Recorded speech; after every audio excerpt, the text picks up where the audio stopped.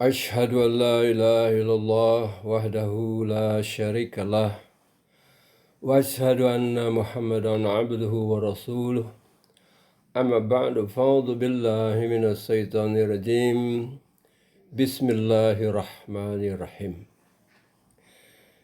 Dalam pembahasan sebelumnya telah dikemukakan 4 sifat utama tasbihiyah Allah Subhanahu wa Ta'ala di dalam surah Al-Fatihah yang hubungannya dengan 3 landasan akhlak manusia, yakni Rububiyah, Alhamdulillahi Rabbil Alamin, segala puji bagi Allah, Rabb, Tuhan pencipta dan pemelihara seluruh alam. Kemudian yang kedua Ar-Rahman, yang maha pemurah. Yang ketiga Ar-Rahim, yang maha penyayang. Dan yang keempat adalah Maliki Yaumiddin, pemilik hari pembalasan. Jadi secara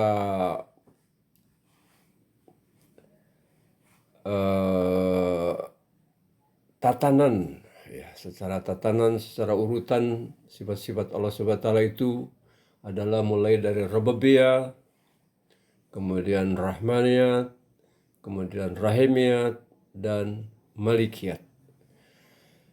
Tetapi sehubungan dengan 3 landasan akhlak manusia, yaitu sesungguhnya Allah memerintahkan kepada manusia untuk berlaku adil, kemudian berbuat ihsan, kemudian wa idzil qurba, kemudian berbuat kebaikan seperti terhadap kerabat dekat, seperti kecintaan terhadap saudara sekandung atau yang memiliki hubungan darah.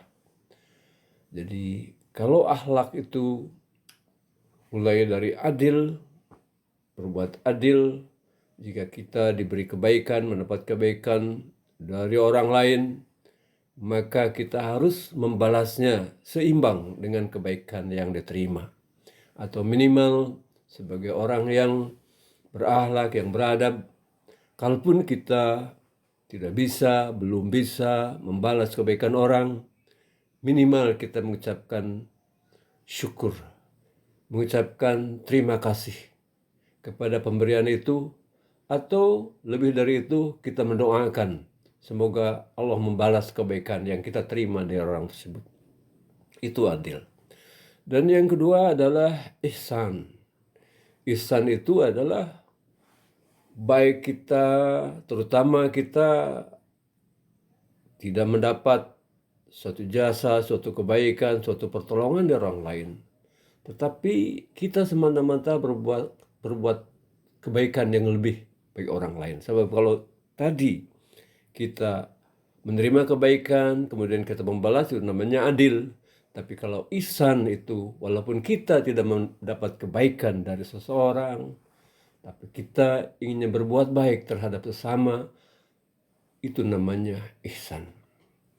Lalu yang berikutnya adalah idzil qurba. Yang ketiga akhlak yang tertinggi bagi manusia adalah memberi terhadap sesama atas dasar kecintaan. Tingkat ketiga ini lebih tinggi daripada ihsan.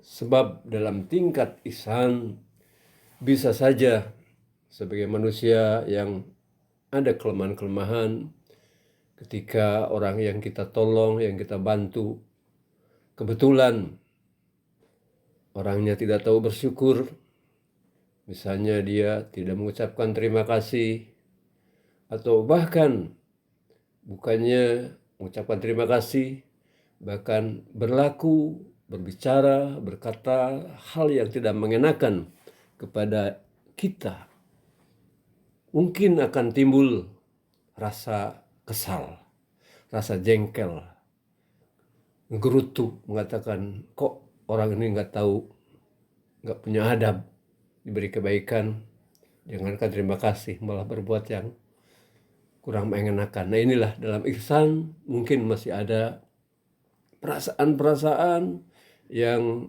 memang manusiawi, memang manusiawi, tetapi itulah masih ada kelemahan dalam ihsan. Tetapi dalam ihsanul qurba, memberi atas dasar kecintaan terhadap orang lain, baik itu mengucapkan terima kasih atau tidak, bahkan sekalipun bersikap tidak baik, menyakiti hati kita, hati orang yang memberi kebaikan, orang pemberi kebaikan tadi tidak peduli, karena kebaikan yang dia lakukan adalah atas dasar kecintaan terhadap sesama manusia, sesama makhluk, dan itu dilakukan semata-mata karena mencari keridhaan Allah Ta'ala. Jadi inilah 3 tingkatan adil, ihsan, dan ihsanul qurba yang hubungannya dengan 4 sifat utama Allah SWT dalam surah Al-Fatihah, yakni Rububiyah, Rahmaniyah, Rahimiyah, dan Malikiyat, maka susunannya jadi terbalik. Jadi kalau Maliki Yaumiddin adalah menunjukkan sifat adil.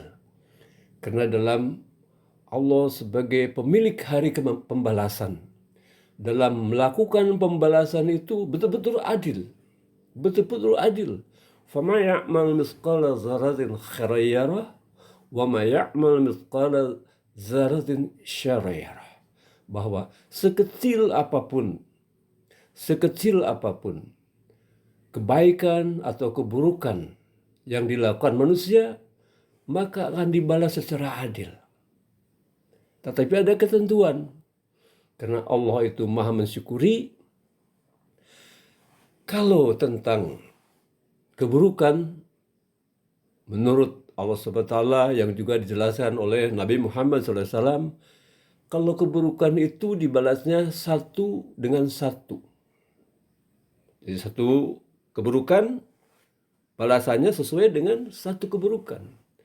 Tapi kalau kebaikan bisa dibalas 10 kali lipat, 20 kali lipat, bahkan lebih, bisa berlipat-lipat. Mungkin timbul pertanyaan, apakah itu adil? Itu adil. Kenapa? Kalau keburukan satu hanya dibalas dengan satu hukuman, sedangkan kalau kebaikan itu bisa berlipat ganda. Karena yang namanya keburukan, perbuatan buruk, adalah sesuatu yang bisa terjadi begitu saja. Contoh, misalnya seseorang membangun rumah. Tidak ada orang yang membangun rumah itu secara kun fayakun. Secara hari itu juga jadilah maka terjadilah. Tidak. Semua yang terjadi di alam semesta ini adalah berdasarkan rububiyah. Suatu proses bertahap menuju kesempurnaan. Begitu juga membangun rumah pun harus ada landasannya dulu, baru dibangun dindingnya, baru dibangun atapnya, baru dibangun bagian-bagian kamar segala sesuatunya, lalu ada proses finishing dan segala macam. Itulah proses rububiyah. Itulah cara membangun. Jadi begitu lamanya, begitu teraturnya, begitu besar biayanya, begitu banyak tenaga yang harus dikorbankan. Seperti itu. Tetapi keburukan adalah misalnya menghancurkan rumah. Apakah ada penghancuran rumah, penghancuran sesuatu itu pakai proses? Tidak perlu. Kadang-kadang tinggal begitu saja dihancurkan, maka langsung ambruk. Itulah keburukan. Tetapi kebaikan yang namanya amal soleh adalah sesuatu yang ada tata caranya. Ada suatu adab-adabnya. Di dalam Islam, adab-adab beramal soleh itu dijelaskan sedemikian rupa. Itulah kenapa dalam sifat adil Allah Ta'ala itu kalau keburukan dibalas dengan satu keburukan, tetapi kebaikan atau amal saleh dibalas berganti berkali-kali lipat. Karena apa tadi? Bahwa amal saleh itu bukan sesuatu yang sifatnya kun fayakun. Insya Allah masalah ini akan dibahas pada kesempatan berikutnya. Assalamualaikum warahmatullahi wabarakatuh.